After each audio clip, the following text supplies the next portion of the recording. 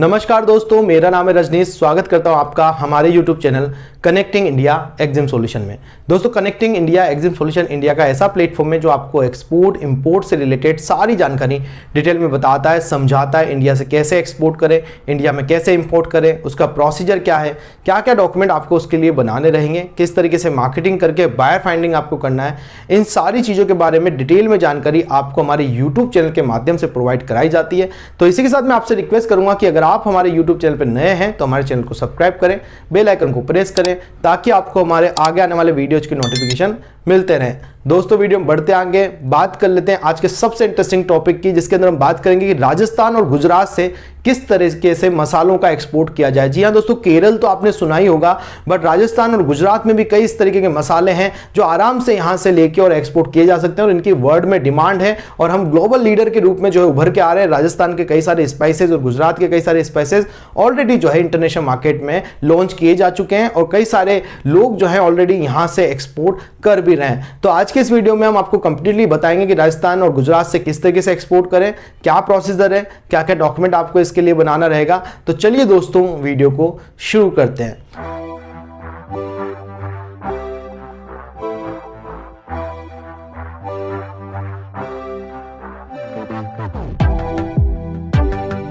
जी हाँ दोस्तों, अगर बात करें कि किस किस टाइप के मसाले हम यहाँ से कर सकते हैं, तो आप जो है राजस्थान से और गुजरात से क्यूमिन सीड आप कर सकते हैं। यहाँ से आप यहाँ से कोरिएंडर सीड कर सकते हैं। आप यहाँ से रेड चिली पाउडर, ये दोनों चीज़ें आप कर सकते हैं। आप यहाँ से गार्लिक पाउडर आप यहाँ से कर सकते हैं। उसके अलावा भी डिफरेंट काइंड ऑफ, जैसे मेथी दाना हो गया, इस तरीके के जो है स्पाइसेस भी आप यहाँ से एक्सपोर्ट कर पाएंगे। राई वगैरह भी आप यहाँ से एक्सपोर्ट कर पाएंगे। मस्टर्ड सीड्स वगैरह भी आप यहाँ से आराम से एक्सपोर्ट कर पाएंगे। तो यहाँ पे कई सारे ऐसे स्पाइसेस हैं जो जनरली जो है यूज किए जाते हैं फूड आइटम्स को प्रिपेयर करने में, और कई सारे स्पाइसेस राजस्थान से लेके कई सारे लोग जो है ऑलरेडी एक्सपोर्ट कर रहे हैं। राजस्थान और गुजरात से आप कई सारे ऐसे स्पाइसेस हैं जो आराम से एक्सपोर्ट कर पाएंगे।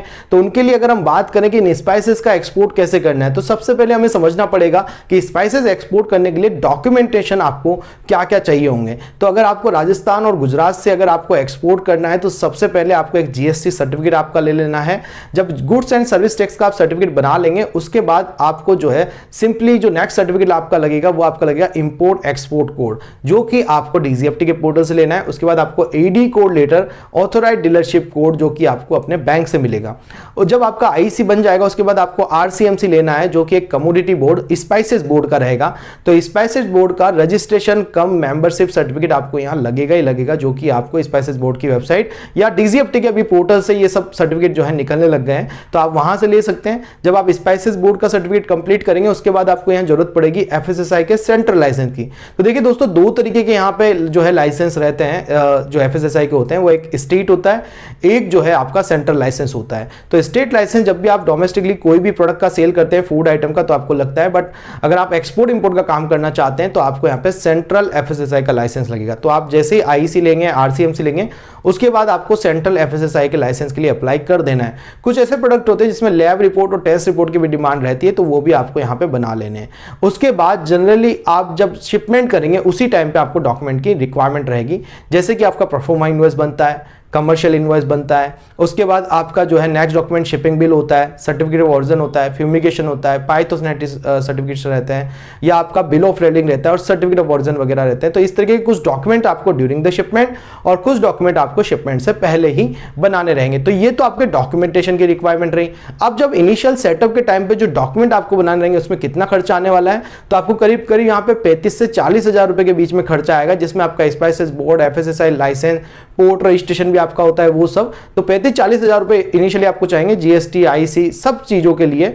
तो इतना इन्वेस्टमेंट शुरुआत में आपके पास होना चाहिए, तब आप जो है इस बिजनेस में आ सकते हैं। तो स्पाइसेस का बिजनेस करना इजी है, आराम से आप कर सकते हैं। बहुत सारे प्रोडक्ट है जो ऑलरेडी यहाँ राजस्थान और गुजरात में होते हैं, जिनको आप जनरली एक्सपोर्ट आराम से कर पाएंगे।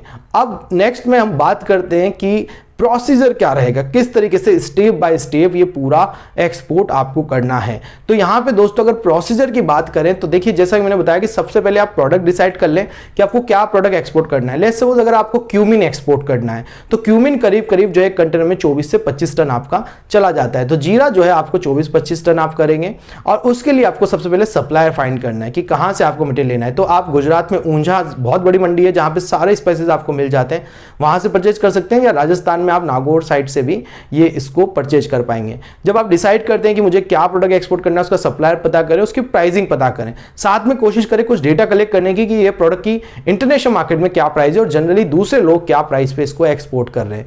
जब आपको ये प्राइसिंग वगैरह का आइडिया हो जाए तो आप सिंपली फिर अपना फर्म का नाम डिसाइड करें, जो कि एक कॉमन नेम होना चाहिए, आपके प्रोडक्ट से रिलेटेड नहीं होना चाहिए। एक जनरल नेम आप रखें ताकि आप मल्टीपल चीजों का एक्सपोर्ट उस एक ही कंपनी के द्वारा कर पाएं। तो आप जब एक फर्म का नाम डिसाइड कर लेंगे कि मुझे किस नाम से एक्सपोर्ट करना है, कंपनी का नाम आप बना लें, उसके बाद आपको फर्म का रजिस्ट्रेशन कराना है। अब सिंपली आप यहां पे एक जीएसटी नंबर लेके भी अपना जो है एक्सपोर्ट इंपोर्ट का बिजनेस शुरू कर सकते हैं, या आप एक प्राइवेट लिमिटेड कंपनी बना लें, या प्रोप्राइटरशिप बना लें, या पार्टनरशिप करें, या एलएलपी करें, जैसी चाहे वैसी कंपनी आप यहां बना सकते हैं। बट मैं शुरुआती दौर पे आपको रिकमेंड करता हूं कि अगर आप कम से कम पैसे में अपना एक्सपोर्ट इंपोर्ट बिजनेस शुरू करना चाहते हैं तो आप सिंपली एक जीएसटी नंबर लेके प्रोप्राइटरशिप फर्म में भी काम कर सकते हैं। तो इसके अंदर ज्यादा खर्चा करने की आपको जरूरत नहीं रहती है। जब आप अपने फर्म का रजिस्ट्रेशन करा लेंगे उसके बाद आपको करंट अकाउंट ओपन कराना है। करंट अकाउंट आप किसी भी प्राइवेट या गवर्नमेंट बैंक में ओपन कर सकते हैं, बट आपको यह पता होना चाहिए कि उस बैंक के पास एडी कोड लेटर आपको मिलेगा या नहीं मिलेगा, या उस बैंक का एडी कोड नंबर है या नहीं। तो एडी कोड नंबर क्या होता है कि आरबीआई के द्वारा कुछ बैंकों को ऑथोराइज डीलरशिप कोड दिया जाता है कि आप जो है फॉरेन एक्सचेंज का काम कर सकते हैं। मतलब जो फॉरेन एक्सचेंज का काम करने के लिए जो ऑथोराइज बैंक रहेगी उन्हीं को आरबीआई से द्वारा कोड दिया जाता है, और वो कोड आपको लेना होता है बैंक से एक लेटर हेड के ऊपर। तो ऐसे करके एडी कोड लेटर आपको बैंक से लगेगा, और जो एडी कोड लेटर आपका लगेगा उसके बाद आपको जो है इंपोर्ट एक्सपोर्ट कोड के लिए अप्लाई कर देना है। तो ये डीजीएफटी के पोर्टल से आपको अप्लाई करना पड़ेगा, जो कि एक डायरेक्टर जनरल फॉरेन ट्रेड का प्लेटफॉर्म है जहां से आप आयात और निर्यात कोड को अप्लाई करते हैं। तो ये इंपोर्ट एक्सपोर्ट लाइसेंस जो रहता है बस एक ही बार आपको लेना है, चाहे आप एक्सपोर्ट करें, इंपोर्ट करें, या कोई भी प्रोडक्ट का एक्सपोर्ट इंपोर्ट करें, एक ही लाइसेंस से आपका सारा काम यहां पे हो जाता है। तो आपको इंपोर्ट एक्सपोर्ट कोड लेना रहेगा। दोस्तों यहां मैं आपको बता देना चाहता हूं कि अगर आपको कोई भी डॉक्यूमेंटेशन, रजिस्ट्रेशन, कंपनी सेटअप या एक्सपोर्ट इंपोर्ट बिजनेस सीखना भी है तो उसके लिए आप हमें स्क्रीन पे नंबर पे कांटेक्ट कर सकते हैं। हम आपका पूरा बिजनेस सेटअप करके देते हैं कि एक्सपोर्ट इंपोर्ट के लिए आपको क्या क्या चीजें जरूरी है, क्या क्या डॉक्यूमेंटेशन जरूरी है। सारा बिजनेस सेटअप अगर आपको कराना है तो उसके लिए भी आप हमें जो है स्क्रीन पे दिए नंबर पे कांटेक्ट कर सकते हैं। बढ़ते हैं आगे दोस्तों। तो अब जब आप इंपोर्ट एक्सपोर्ट कोड बना लेंगे, जैसा कि मैंने बताया कि उसके बाद अब आपको आरसीएमसी के लिए अप्लाई करना पड़ेगा, जो कि स्पाइसेस बोर्ड का रहेगा। अभी आरसीएमसी जो है आप डीजीएफटी के कॉमन पोर्टल से अप्लाई कर सकते हैं। स्पाइसेस बोर्ड की जो फीस है करीब 12,000 रुपए रहेगी। 3 साल के लिए आप इसको अप्लाई कर सकते हैं, और जब स्पाइसेस बोर्ड का आरसीएमसी आपको 2 से 3 दिन में आराम से मिल जाएगा, उसके बाद आप नेक्स्ट जो है एफएसएसआई सेंट्रल लाइसेंस के लिए अप्लाई करें, जहां पे आपको करीब 15 से 20 दिन लग जाते हैं एफएसएसआई का सेंट्रल लाइसेंस लेने में। जब आपके पास एफएसएसआई का सेंट्रल लाइसेंस आपको मिल जाएगा, उसके बाद जनरली आपको जो है पोर्ट रजिस्ट्रेशन के लिए अप्लाई कर देना है, जो कि एक आइस गेट रजिस्ट्रेशन होता है।